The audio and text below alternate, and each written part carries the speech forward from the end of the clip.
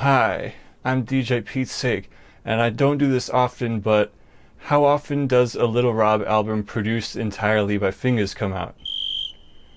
Exactly. So, for those that know me, I'm a huge Lil Rob fan, or at least I claim to be, yet I only own 4 of his albums now.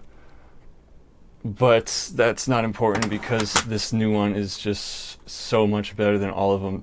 First of all, Fingazz became one of my favorite producers from his work with Lil Rob. We're talking about the duo that brought you Summer Nights on this album, that brought you Do It on this album, and also on this album, took the Safety Dance by Men Without Hats and flipped it into Bang Bang Boogie. Now, not everyone can do something like that and get away with it being that amazing and fresh. So, I cannot speak highly enough of Fingazz and Lil Rob. I went to see Fingazz live in LA a couple years ago. It was amazing. I hold this album as one of my favorite albums ever. It's like 1218 Part 2 is the 1218 Part 1 for people who discovered Lil Rob later, I think. Because this was like when he got all popular on the radio and stuff, and this was like the continuation of that success. The one thing that kind of annoys me is that 1218 Part 1 is written in word form, and 1218 Part 2 is written in numerical form, so when you have it in the folder on the computer, it looks just weird alphabetically because 1218 alphabetically comes before the letter T, so it has the second one first. Alright, I'll shut up. Let's get to the Bueno. Let's start with the album cover. It's like a nice cartoony drawing like my boy here. And when I saw that the first single, Too Much, looked a lot like this, I knew it was going to be good. Interestingly, I just released an album that's also 10 songs, that also has a cartoony looking cover, like the week after All to the Bueno came out, so self-promotion alert there. Let's get into it. The album cover has the Coronado Bridge on it, so you know it's San Diego.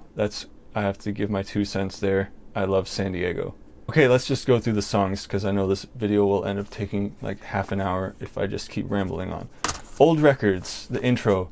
Now, unlike all of his past albums, he starts out with like a really braggadocious, hey, I'm Lil Rob type song. On this one, it's more like a smooth, laid back, paying homage to all the old records. It's a really smooth, beautiful beat, a beautiful song. My first thought was it brought me back to a review I read over the summer of Let's Ride by the Game, which was my absolute jam in 7th grade. And I was surprised that it was given such a bad review. And one of the points they made was the game could not stop incessantly name-dropping people. So to start an album with a song that's essentially name-dropping all these old records, I'm like, oh no, this is gonna get a bad review. I think the difference here is the song is about old records. It's not the game coming out with his best single ever and then just name-dropping Dr. Dre constantly. Anyways, number 2, Moment in Time. I think this might be the best song on the album. It was the second single, and like the beat is just so hypnotizing. It's got so much going on to it. It just has all these change-ups. Even the structuring of the song. Like the first half of it, like the pre-hook is on this one part, and then the second time the pre-hook is over the that one part. And then like the guitar in it, it's so amazing. It's beautiful. I can see why they chose that one for the music video. Definitely a great track. Now, Too Much. Like I said, the single artwork looked like this, so I knew it was going to be good. And not only that, but Fingazz definitely stepped up his production on this album. As in this song, it's very evident he was using an SP1200 emulator or something equivalent, or maybe an actual SP1200 for all I know. Go see my other video on the Casio SK1 for what I'm talking about, because you can tell the samples are just so crispy. It's just so good. Okay, moving on. Thank You Baby. Obviously, this is a hard one for me to relate to because I've never been in a relationship, but it's definitely your smooth, oldies, chopped up beat. Definitely a good song. I guess it must be good because it got like 100,000 views in the first week on the lyric video. Lil Rob does something really important on this song, and that he discredits rapping as a legitimate source of income, which is shocking because that's something the kids need to hear. I know a lot of kids, including me, would not believe their parents if they told them that rapping is not a legitimate way to make a living. But if you have Lil Rob, one of your favorite rappers, saying it to you, you're more likely to believe it. So I thought that was really like out of the blue.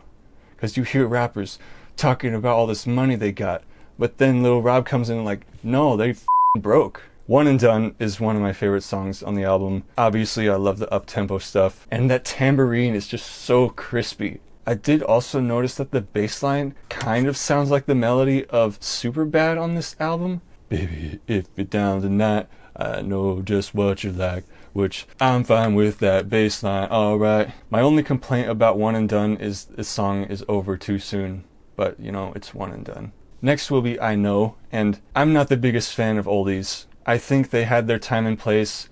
I think my biggest complaint about oldies was the recording technology in the 60s was just not that good, and all the songs just have such intense mid-range. So to like have people trying to replicate that sound, it's either not going to sound authentic because it's going to be too clean, or it's just, I don't know. All I can say is I don't like the oldies as much as Lil Rob does. I think what saved this song for me was that it's very braggadocious. Romantic, but also braggadocious. Like, I know what to do all day, all night.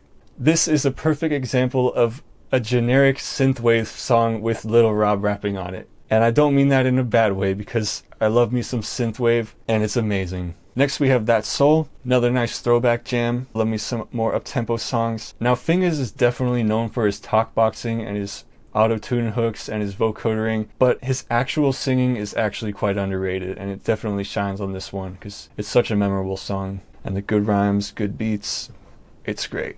After that is Lace 'Em Up. It's another oldie jam, but I feel like this one has like a message to it that really spoke to me the week that this came out, because it's like going through like separations and like moving on from stuff. It just really hit me at the right time. And then the outro, wow. On all the previous albums I have, all the outros are like happy and feel-good songs, and this one is just dark. It just hits you. And also, it takes something to have a record skipping effect on a song and have it not be annoying, and I think they managed to pull it off. That outro is something. I just get the feeling like, dang, is this Lil Rob's last album after he like makes something like that?